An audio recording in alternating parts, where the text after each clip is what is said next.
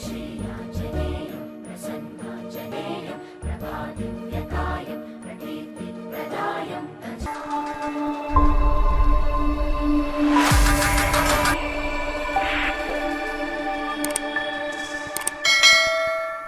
प्रश्न है महाराज जी। जी आपने जैसे ब्राह्मण की व्याख्या की थी और सभी लोग सम्मान करते हैं, सम्मान करना चाहिए। ब्रह्म जानेति ब्राह्मणः, जो ब्रह्म की चर्चा करता हो, ब्रह्म को जानने की जिज्ञासा रखता हो, मस्तक पर तिलक रखता हो, शिखा चोटी बंधन हो, यज्ञोपवीत का धारण करता हो, कर्म कांड करता हो, भगवत भक्ति करता हो, कर्म कांड ना भी करता हो, अगर ब्राह्मण को दान देना अथवा पूजन करवाना भी पाप है। ब्राह्मण हो या कोई। नमस्कार दर्शकों, आपका हमारे चैनल सत्यज्ञान 738 में आपका स्वागत है। आज का प्रश्न है कि ब्राह्मण किसे कहते हैं? ब्राह्मण की क्या पहचान है? शास्त्रों में ब्राह्मण के लिए क्या लिखा है? आइए जानते हैं। कुछ महंतों और संतों के विचार। नंबर 1 में धीरेन्द्र शास्त्री जी के विचार। मेरा एक प्रश्न है महाराज जी। जी आपने जैसे ब्राह्मण की व्याख्या की थी और सभी लोग सम्मान करते हैं, सम्मान करना चाहिए, लेकिन हम वर्तमान समय में ब्राह्मण किसे माने? क्योंकि वर्तमान समय में हम देख रहे हैं कई लोग मदिरापान भी करते हैं और इस तरह के कृत्य करते हैं कि उनसे हमारा मन विचलित होता है, और जो पूजा पद्धति है उसको भी उस तरीके से नहीं करते जो ब्राह्मण को करनी चाहिए। तो हम ब्राह्मण किसे माने? हमारे यहाँ समाधान कीजिए। वाह, सुनिए। ब्रह्म जानेति ब्राह्मणः, जो ब्रह्म की चर्चा करता हो, ब्रह्म को जानने की जिज्ञासा रखता हो, मस्तक पर तिलक रखता हो, शिखा चोटी बंधन हो, यज्ञोपवीत का धारण करता हो, कर्म कांड करता हो, भगवत भक्ति करता हो, कर्म कांड ना भी करता हो, अगर वो यज्ञोपवीत धारण करता, तिलक लगाता, शिखा रखता है, ब्रह्म की चर्चा करता है, उसे ही ब्राह्मण कहा जाता है। ब्राह्मण को दान देना अथवा पूजन करवाना भी पाप है। ब्राह्मण हो या कोई जाति का, भगवान की नजर में सब एक हैं। तो फिर ब्राह्मण मांस मंदरा नशा करके भी पूजनीय क्यों? वाह, ताली बजाओ सब। ओम यादव बीना कहाँ हैं भाई आप? अच्छा, जहां भी हो कोई खबर नहीं। सुनो, जो ब्राह्मण नशा का सेवन करता है तो ये तो निश्चित है कि वो गौ माता के मांस खाने जैसा पाप उसे लगता है। पर देखो भैया, प्रधानमंत्री कितना भी बेकार हो, प्रधानमंत्री की गद्दी पर बैठने वाले व्यक्ति का कोई अपराध नहीं कर सकता है। प्रधानमंत्री की गद्दी पर बैठे हुए व्यक्ति का किसी भी प्रकार से दोहन नहीं किया जा सकता, उसके ऊपर किसी भी प्रकार का षड्यंत्र नहीं किया जाता, अपशब्द नहीं बोल सकते। क्यों? क्योंकि उस गद्दी की महिमा है। उसी प्रकार ब्राह्मणों की महिमा भी सतयुग त्रेता द्वापर से है। ब्राह्मण ब्रह्म। क्या ब्राह्मण को मांस खाना चाहिए? क्या यही है ब्राह्मण की पहचान? क्या शास्त्रों में यही लिखा हुआ है? जो कलयुग के ब्राह्मण है, इसके पहले वो क्या थे? आइए जानते हैं शास्त्रों के आधार पर। संत रामपाल जी महाराज जी के विचार। सौभाग्य आपका, आपको ये अमृत ज्ञान सुनने को और देखने को मिल रहा है। ये छठा स्कंद संक्षिप्त देवी भागवत 414 पृष्ठ पे। जन्मेजय ने पूछा, महाभाग किस युग में कैसा धर्म का स्वरूप है? इस संपूर्ण विषय को विशेष रूप से बताने की कृपा कीजिए। व्यास जी बोले, राजन, यह निश्चय है कि सतयुग में ब्राह्मण वेद के पूर्ण विद्वान थे। देखिए, व्यास जी कह रहे हैं कि सतयुग में ब्राह्मण वेद के पूर्ण विद्वान थे और उनके द्वारा निरंतर भगवती जगदम्बा यानी देवी का, दुर्गा की आराधना होती थी। भगवती का दर्शन करने के लिए उनका मन सदा ललायित रहता था। प्रत्येक गांव में शक्ति का मंदिर उद्घाटन हो, इस विषय की उनके मन में बड़ी उत्सुकता रहती थी। देवी की पूजा करा करते वेद के विद्वान है। तेरा गजब है। अरे ये सतयुग में ये मंदिर का लठी कटवाए नकली ब्राह्मणा ने, तो ये काम बिगाड़ रखे सारा, अपने स्वार्थ बस अपने चेले बिठा दिए, उन्हें पूजान लागी, इनकी मौज माचगी। प्रत्येक गांव में शक्ति का मंदिर हो। अब यहाँ क्या बता देखी, ये तो सतयुग के ब्राह्मणों की स्थिति। अब कलयुग के ब्राह्मणों की सती थी, और सुन लो इसी पवित्र पुराण में। धर्म की यही सती थी, त्रेता में भी रही परंतु कुछ ह्रास हो गया था। सतयुग की जो सती थी वह द्वापर में विशेष रूप से कम हो गई थी। राजन, उन प्राचीन युगों में यानी सतयुग, त्रेता, द्वापर में जो राक्षस समझे जाते थे वे कली में ब्राह्मण माने जाते हैं, कलयुग में। क्योंकि अब के ब्राह्मण प्राय पाखंड करने में तत्पर रहते हैं, दूसरों को ठगना, झूठ बोलना और वैदिक धर्म कर्म से अलग रहना कलयुगी ब्राह्मणों का स्वाभाविक गुण बन गया है। अब पुण्यात्माओं,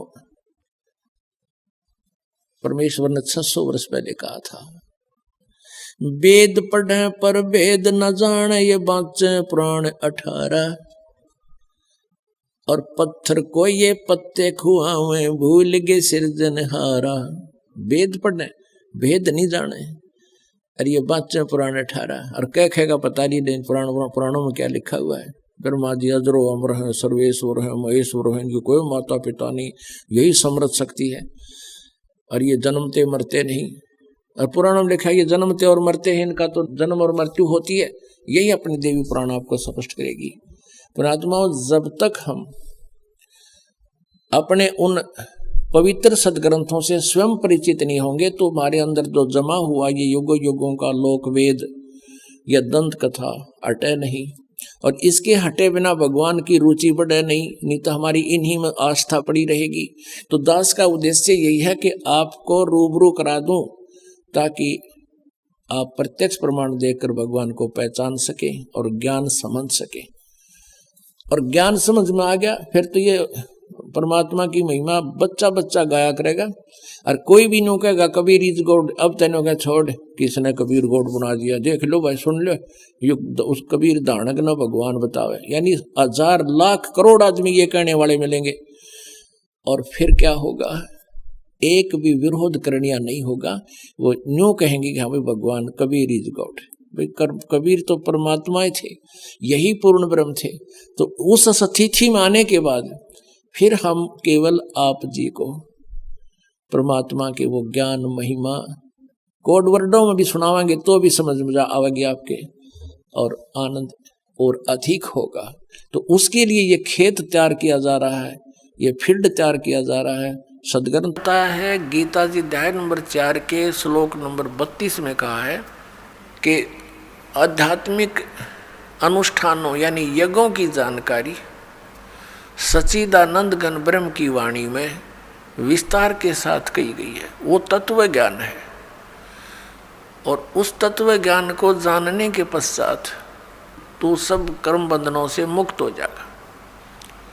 चौथे अध्याय के 34वें श्लोक में श्रीमद् भगवत गीता में कहा है कि अर्जुन, उस तत्व ज्ञान को जो सच्चिदानंद घन ब्रह्म ने स्वयं आकर अपने मुख कमल से बोला है वो कबीर वाणी है, वो कबीर वाणी है, वो सच्चिदानंद घन ब्रह्म की वाणी है, वो तत्व ज्ञान है। उस तत्व ज्ञान को तू तत्वदर्शी संतों के पास जाकर समझ। उनको दंडवत प्रणाम करने से, कपट छोड़कर उनसे प्रसन्न करने से, सरलतापूर्वक प्रसन्न करने से वो तत्वदर्शी संत तुझे उस परमात्म तत्व का ज्ञान कराएंगे। यानी गीता ज्ञान दाता से अन्य कोई परम शक्ति है जो पूर्ण मोक्षदायक है, जिसकी शरण में जाने के बाद फिर संसार में लौटकर कभी नहीं आते, पूर्ण मोक्ष होता है। और उसकी कृपा से ही ये जीव परम शांति को और सनातन परम धाम को प्राप्त होता है। अपने विषय में गीता ज्ञानदाता कहता है कि अर्जुन, चौथे अध्याय के 5 और 9 में, दूसरे अध्याय के 12 श्लोक में गीता जी में, गीता अध्याय नंबर 10 के श्लोक नंबर 2 में कहता है, अर्जुन तेरे और मेरे बहुत जन्म हो चुके हैं, तू नहीं जानता, मैं जानता हूँ। तो इससे सिद्ध गीता ज्ञानदाता भी नाशवान है, इसकी भी जन्म मृत्यु होती है। गीता ज्ञानदाता कौन है? श्री कृष्ण में ये ब्रह्म बोल रहा है। अब ब्रह्म की पूजा करने से भी वो स्थान प्राप्त नहीं हो सकता जहाँ जाने के बाद साधक फिर लौटकर संसार में कभी नहीं आते। जो गीता जी अध्याय नंबर 15 के श्लोक नंबर 4 में कहा है। और फिर गीता जी अध्याय नंबर 18 के श्लोक नंबर 62 में कहा कि अर्जुन तू सर्वभाव से उस परमेश्वर की शरण में जा, उसकी कृपा से ही तू परम शांति को और सनातन परम धाम को प्राप्त होगा। तो इससे सिद्ध हो गया कि उस गीता ज्ञानदाता से अन्य कोई परमेश्वर है जिसकी कृपा से वो सारा ये जन्म मृत्यु का ये झंझट ये रोग ये कति कटेगा और उसी से परम शांति होगी। अपने विषय में गीता ज्ञानदाता 8वें अध्याय के 5 और 7 श्लोक में कहता है कि तू युद्ध भी कर, मेरी भक्ति भी कर, यानी मेरी शरण में रहेगा, युद्ध तो करना पड़ेगा तुझे, इससे परम शांति नहीं हो सकती। जन्म मरण का रोग नहीं कट सकता क्योंकि वो स्वयं भी जन्म मृत्यु के अंदर है, गीता ज्ञानदाता। अब यहाँ प्रसंग चल रहा है कि 7वें अध्याय के 29वें श्लोक में उसने क्या कहा है कि अर्जुन मैं जो तुझे ज्ञान बता रहा हूँ और उस ज्ञान को जो आश्रय करके तत्वदर्शी संत की खोज कर लेता है और जो केवल जरा और मरण से छूटने का ही प्रयत्न कर रहा है,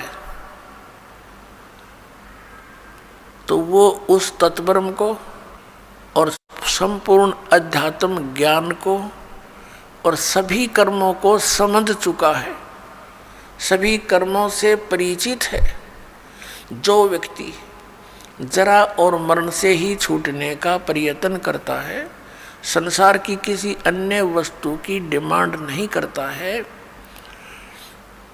तो वो समझ लेना कि वो उस तत्ब्रह्म से परिचित हो चुका है, उस परमेश्वर से परिचित हो चुका है जिसकी शरण में जाने के बाद साधक फिर लौट कर कभी संसार में नहीं आते और जिसकी कृपा से परम शांति और सनातन परम धाम प्राप्त होता है। अब जरा माने वृद्ध अवस्था बुढ़ापा और मरण माने मृत्यु। जरा और मरण से जो छूटने का प्रयत्न करते हैं वो उस तत्ब्रह्म से परिचित है।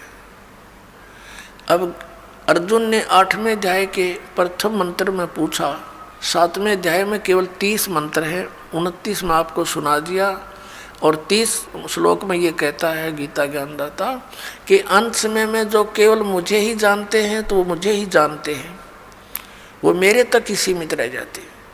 फिर 8वें अध्याय के प्रथम मंत्र में अर्जुन ने पूछा फिर किम तत्ब्रह्म,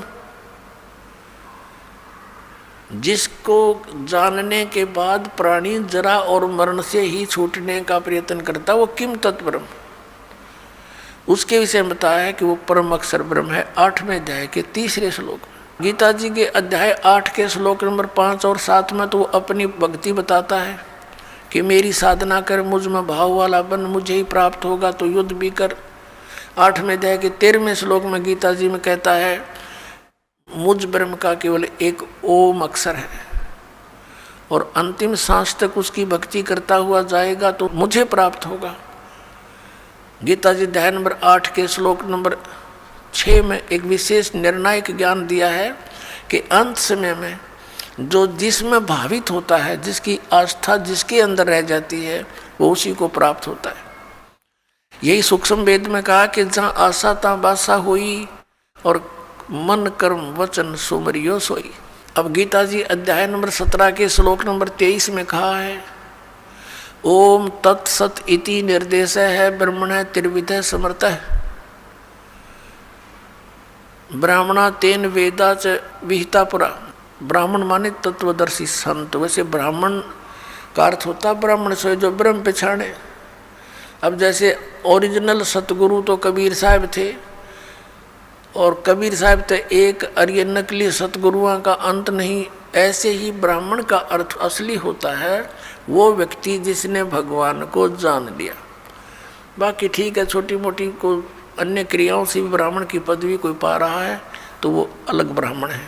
कि ओम तत्सत इति निर्देश है ब्रह्मण, ब्रह्मण माने सच्चिदानंद घन ब्रह्म, यानी पूर्ण परमात्मा परम अक्षर ब्रह्म के पाने की, उसके सिमरण की इस 3 नाम का निर्देश है। ओम तत्सत इति निर्देश है। निर्देश माने फाइनल फैसला, डायरेक्शन, डायरेक्शन का अर्थ है अन्य बिल्कुल नहीं, केवल वही, नथिंग एल्स।